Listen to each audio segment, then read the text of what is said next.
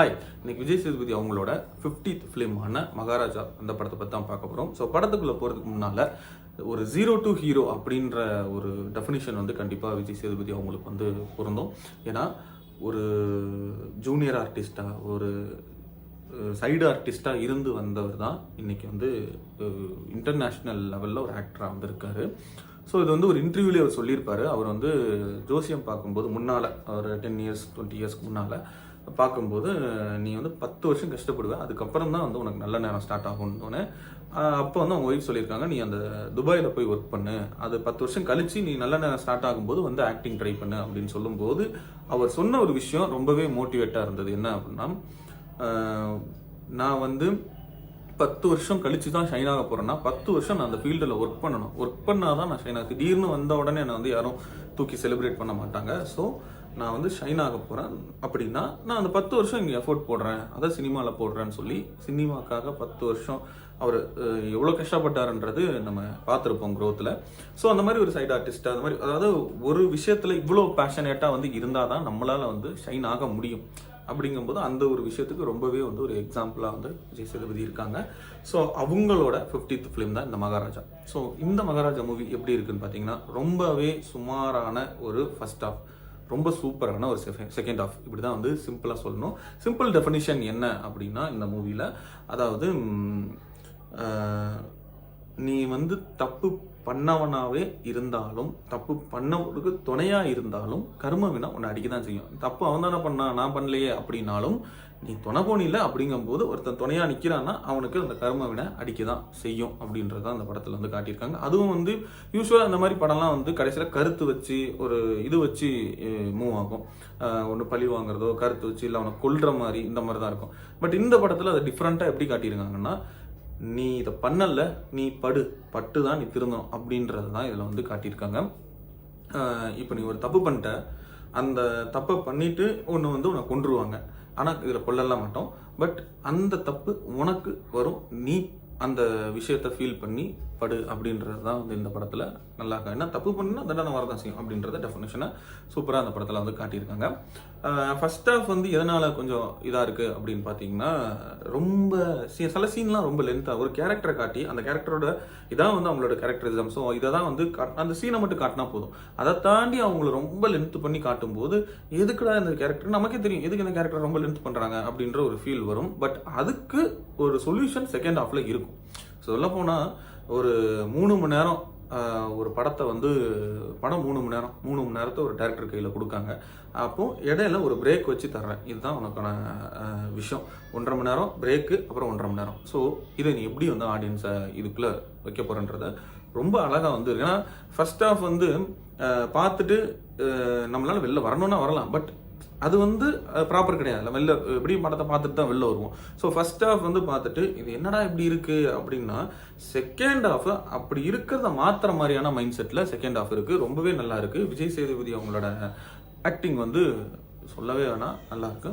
And ஒரு காமெடியனாக நம்ம ஒருத்தங்களை பார்த்துட்டு இருப்போம், அவங்க அந்த ஒரு கேரக்டரை வந்து திடீர்னு ஒரு வில்லனிசமாக வந்து காட்டுறது நமக்கு வந்து ட்விஸ்ட் நல்லா இருக்கு.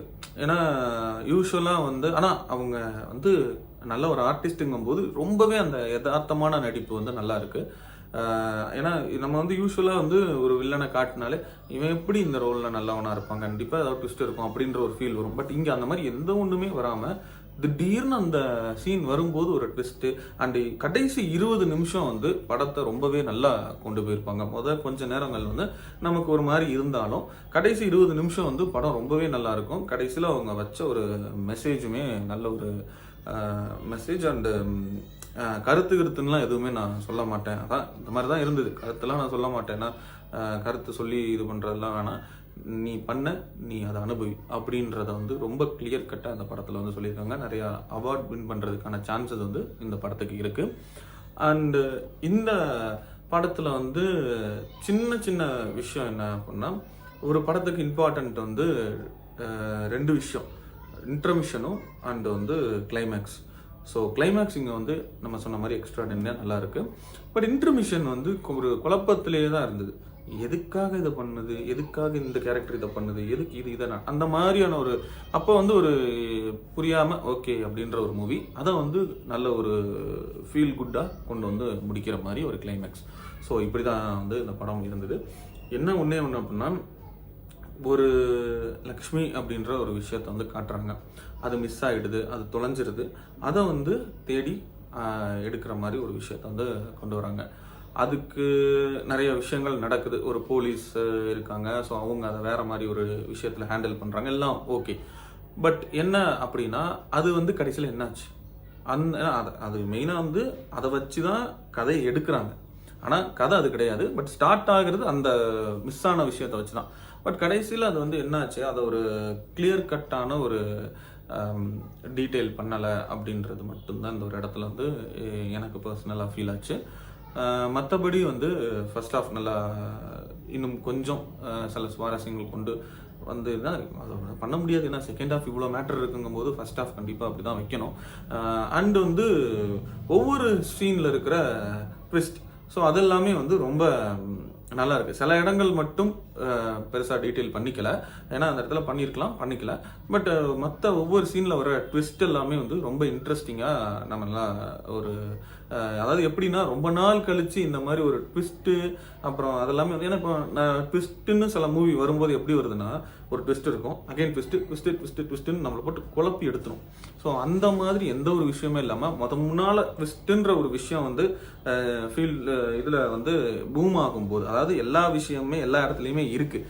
இப்போ ஒரு உதாரணத்துக்கு லோகேஷ் கனகராஜ் அவங்களோட படமாக எடுத்துக்கோங்க. அந்த படத்தில் ரெட்ரோ சாங்ன்றது அவர் படத்துக்கு முன்னாலேயே நிறைய பாட்டில் ரெட்ரோ சாங் இருக்குது, ஃபைட் சீக்வன்ஸ்லேயே ரெட்ரோ சாங்ஸ் எல்லாம் இருக்குது. இப்போ பேட்டையே எடுத்துக்கோங்க, பேட்டையில் வந்து அந்த சர்ச்சு ஃபைட்டுக்கு முன்னால் ஒரு ரெட்ரோ சாங் இருக்கும். அதே மாதிரி அவர் வெயிட் பண்ணிட்டு இருக்கிற அந்த சீக்வன்ஸு ஃபைட்டில் அவங்க எல்லாம் வந்து நிற்கிற வரைக்குமே அந்த ஒரு ரெட்ரோ சாங் ஓடும். அதே மாதிரி இந்த ஒரு ஒரு மார்க்கெட்டில் வச்சு சும்மா ஒரு சின்ன ஒரு ஃபைட் நடக்கும்ல, ஒரு சின்ன ஒரு ஃபைட், அவங்க பாபி சிம்மா வந்து வீட்டில் போய் மிரட்டுறதுக்கு முன்னால் அப்போ வந்து ஒரு ரெட்ரோ சாங் இருக்கும். ஸோ இந்த ரெட்ரோ சாங் இந்த மாதிரி விஷயங்கள் வந்து முன்னாலேயே இருக்குது. ஆனால் அது ஒரு சில இது வந்து இன்னைக்கு யார் கேட்டாலும் அவரோட ஐடென்டிட்டி அப்படின்னா பிரியாணி ரெட்ரோ சாங் அப்படின்னு சொல்கிறாங்க. ஸோ சிலரோட இதில் இருக்குது. பட் இது ஒரு அவருக்கு அது ஒரு எப்படி சொல்ல ஆட்டோமேட்டிக்காக கிரியேட் ஆன ஒரு மேஜிக்னு தான் சொல்லணும். ஸோ அந்த மாதிரி தான் ட்விஸ்ட்டுன்றது முன்னாடியிலேருந்தே இருக்குது. ஆனால் இப்போ ரீசன்ட் டைம்ஸில் ட்விஸ்ட்டுன்ற ஒரு விஷயம் வந்து பூம் ஆச்சு. எங்கே இருந்துன்னா மங்காத்தாலேருந்து நமக்கு பூம் ஆச்சு. ஸோ அந்த ஒரு விஷயங்கள் வந்து இடையில சில மூவிஸ்லாம் நல்லாயிருக்கும், சில மூவிஸில் வந்து ட்விஸ்ட்டு ரொம்ப கொடுக்கன்ட்டு போட்டு குழப்பி எடுத்துருவாங்க. அந்த மாதிரி எதுவுமே இல்லாமல் ரொம்ப கிளியரான ட்விஸ்ட்டு, கிளியரான ஸ்க்ரீன் பிளே, ரைட்டிங் வந்து ரொம்பவே நல்லா இருக்குது இந்த படத்தில்.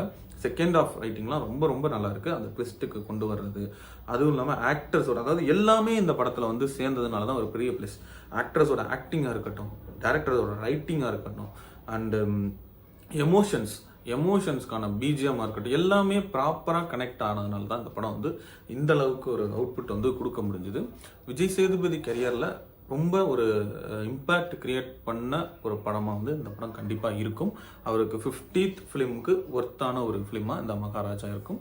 ஸோ ஓவராலாக எப்படி இருக்குது அப்படின்னு பார்த்தீங்கன்னா, இது ஒரு நல்ல ஒரு ஃபீல் குட் மூவி மகாராஜா. ஏன்னா கருத்து சொன்னோன்னா நிறைய பேர் மாறுவாங்களான்றது அதையும் இதை தெளிவாக காட்டியிருப்பாங்க.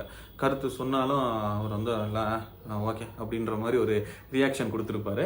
அதை கடைசியில் அந்த ஒரு அவருக்கு வந்து அடிக்கும்போது அந்த ஒரு பெயின் வந்து ரொம்ப அழகாக காட்டியிருப்பாங்க. ஸோ அந்த ஒரு விஷயம் வந்து இந்த படத்தில் நல்ல ஒரு கிளைமேக்ஸை வந்து கொடுத்துருக்கு.